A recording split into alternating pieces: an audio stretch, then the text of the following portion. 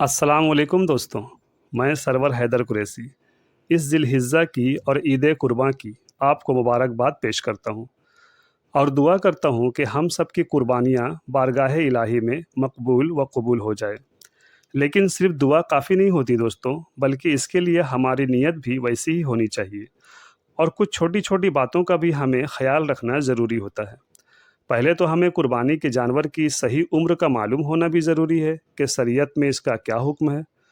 तो ऊँट की उम्र कुर्बानी के वक्त 5 साल का होना ज़रूरी है। गाय कम से कम 2 साल की हो, बकरा, बकरी, दुम्बा, भेड़ चाहे नर हो या मादा कम से कम 1 साल का होना ज़रूरी है। इससे कम उम्र के हों तो कुर्बानी जायज़ नहीं होती, बल्कि इस उम्र से थोड़े ज़्यादा हों तो अफ़ज़ल माना गया है।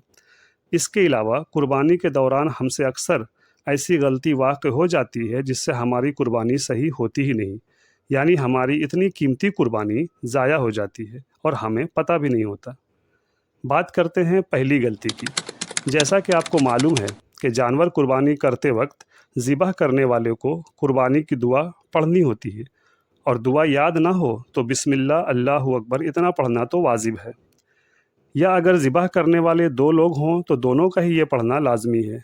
2 लोग से मुराद है कि मोस्टली ऐसा होता है कि जिसके नाम से कुर्बानी होती है वो खुद ज़िबह नहीं करते, बल्कि ज़िबह करने वाले किसी कसाई को वकील बनाते हैं, लेकिन ज़िबह करते वक्त खुद भी कसाई के साथ छुरा को हाथ लगाते हैं। ऐसे कंडीशन में दोनों का ही दुआ पढ़ना लाजमी है। अगर कोई एक भी ज़्यादा जोश, एक्साइटमेंट या जल्दबाजी में ये पढ़ना भूल गया तो आपकी कुर्बानी नहीं होगी। इस बात का ख़ास ख्याल ज़रूर रखें। दूसरी गलती, जैसा कि आप जानते हैं बड़े जानवर की कुर्बानी में 7 हिस्सेदार होते हैं और कुर्बानी के वक्त सातों हिस्सेदार का कुर्बानी वाले जगह पे मौजूद रहना अफजल होता है, पर ज़रूरी नहीं। लेकिन हाँ, एक बात बहुत ही ज़रूरी है, इसे समझ लीजिए, वरना सारे लोगों की कुर्बानी ज़ाया हो जाएगी। और वो ये है कि जानवर की कुर्बानी तब दें जब ये तस्दीक कर लें कि सातों हिस्सेदार ने ईद उल अज़हा की नमाज़ अदा कर ली है, क्योंकि नमाज अदा करने से पहले कुर्बानी करना जायज़ नहीं। जाहिर है, जैसा कि हम जानते हैं कि अलग अलग मोहल्ले की मस्जिदों में ईद उल अज़हा की नमाज का अलग अलग टाइम होता है। 15 मिनट, आधा घंटा या 1 घंटे का भी फ़र्क होता है। ऐसे में किसी एक का भी नमाज अभी बाकी है और आपने अनजाने में या जल्दबाजी में जानवर को कुर्बान कर दिया तो आप सब की कुर्बानी बेकार गई, कुर्बानी दुरुस्त नहीं होगी। तो इन बातों का ख़ास ख्याल रखें ताकि आपकी कुर्बानी सही हो सके। अब बात करते हैं कि हमें किस जानवर की कुर्बानी देनी चाहिए। वैसे जानवरों में ऊँट की कुर्बानी अफजल मानी गई है, क्योंकि आप हुजूर सल्लल्लाहु अलैहि वसल्लम ने ऊँट कुर्बान फरमाए। लेकिन यहाँ मेरा मकसद आपको एक अलग नज़रिया दिखाना है।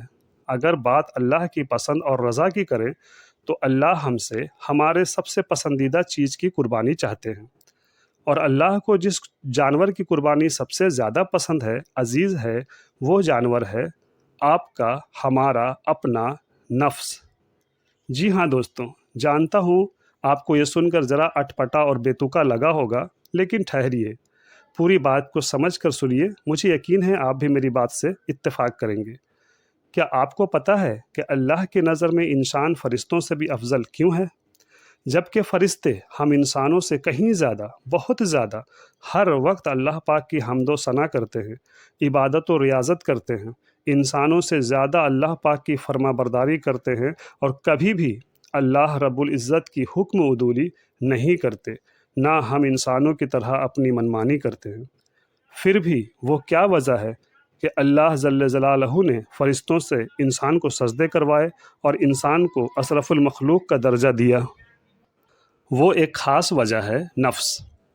इंसान में इंसानी नफ्सियात यानी ख्वाहिशात का होना। फ़रिश्तों में सब कुछ है, लेकिन अपना नफ्स, अपनी ख्वाहिशात नहीं है। यानी फ़रिश्तों में अपनी मर्ज़ी, अपनी ख्वाहिश का कोई सिस्टम ही नहीं, जैसा सिस्टम अल्लाह पाक ने हम इंसानों में रखा है। हमारे अंदर जायका है, पसंद नापसंद है, ख्वाहिशें हैं, चाहत हैं, जो हमें बहुत सी चीज़ों और हुक्म के अगेंस्ट करता है। और हम इंसान अगर किसी का हुक्म या बहकावा सबसे ज़्यादा मानते हैं तो वो नफ्स ही है। दोस्तों, अगर हम यहाँ इस नफ्स के मौजू पे बात करने बैठे اور اس بات کی تفسیر سمجھنے لگے تو ہم اپنے اس ویڈیو کے موضوع سے بھٹک جائیں گے اور ویڈیو بھی کافی لمبی ہو جائے گی۔ اس ٹاپک پہ ڈیٹیل میں انشاءاللہ پھر کسی ویڈیو میں بات کریں گے۔ فی الحال شارٹ کٹ میں اتنا سمجھتے ہیں کہ ہمارے اندر کا نفس ہی دوست کی شکل میں ہم انسانوں کا دشمن ہے، جو ہمیں برائی کی طرف اکساتا ہے اور اللہ کے احکام پر عمل کرنے سے ہمیں روکتا ہے۔ اگزامپل کے لیے، جیسے صبح نماز کے لیے ہم اٹھنا چاہیں تو ہمارا نفس ہمیں آرام کے لیے اکساتا ہے۔ جب ہم روزہ رکھنا چاہیں تو ہمارا نفس ہمیں کہتا ہے کہ اس سے تو کمزور ہو جائے گا۔ جب ہم خیرات و صدقات کرنے کا من بناتے ہیں یا غریبوں کی مدد کرنا چاہتے ہیں تو ہمارا نفس ہمیں روکتا ہے کہ اس سے تیرے جیب کے پیسے کم ہو جائیں گے اور تو غریب ہو جائے گا، وغیرہ وغیرہ۔ اور جو مسلمان یہ ساری نیکیاں کرتے بھی ہیں تو زیادہ تر کے نیک کام میں ریا ہوتی ہے، یعنی دکھاوا زیادہ شامل ہوتا ہے۔ پوری طرح اللہ کی خوشنودی اور تقوی کی نیت کم ہی مسلمانوں میں ہوتی ہے۔ تو اللہ کے نزدیک سچی قربانی وہ ہے جس میں ایک بندہ مومن اپنے نفس کو اللہ کی رضا اور خوشنودی کے لیے قربان کر دے، یعنی اپنے اندر کے برائیوں کو، برے خواہشات کو اللہ کا احکام سے روکتا ہے، اسے ذبح کر دے اور اللہ کا ایک سچا اور فرما بردار مخلص بندہ بن جائے۔ کیا آپ ناظرین اس عید قرباں پہ یہ عہد کرتے ہیں کہ ہم اللہ کی رضا اور خوشنودی کے لیے ایسی قربانی دیں گے؟